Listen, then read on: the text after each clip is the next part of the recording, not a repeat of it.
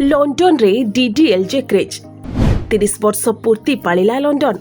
राज सिमरन को bronze statue उन्मोचित। Bharat उपरे एबे लंडन रे डीडीएलजे क्रेज।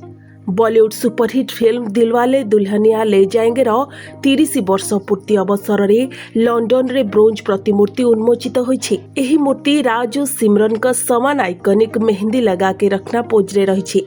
उभय शाहरुख और काजल लंडन रे निजर ब्रोंज प्रतिमूर्ति उन्मोचन करिसेंति। लंडन लिसेस्टर स्क्वायर रे राज और सिमरन को ब्रोंज स्टैच्यू उन्मोचित करिसेंति। डीडीएलजे हेउछि प्रथम भारतीय फिल्म जहाकू एही सम्मान मिलिछि। एथिपाई यूके रे समस्तंकु धन्यवाद जणाइछंती शाहरुख। सतरे हिंदी सिनेमार किछि चलचित्र केवल मनोरंजन करे नाही बरং एक समग्र जुगर परिचय होई जाय, जेमिति कि डीडीएलजे चलचित्र। एही फिल्मर कहानी सह गीत मध्य लोकंक हृदय जीतिथिला।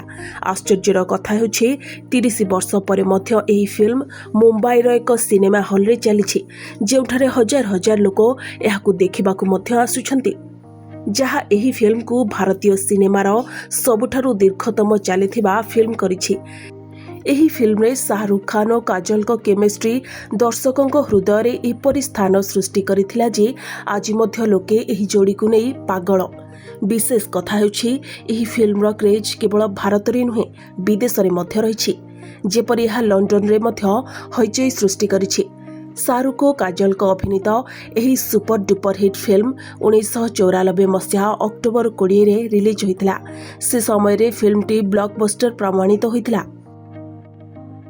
ब्यूरो रिपोर्ट, प्रभात न्यूज।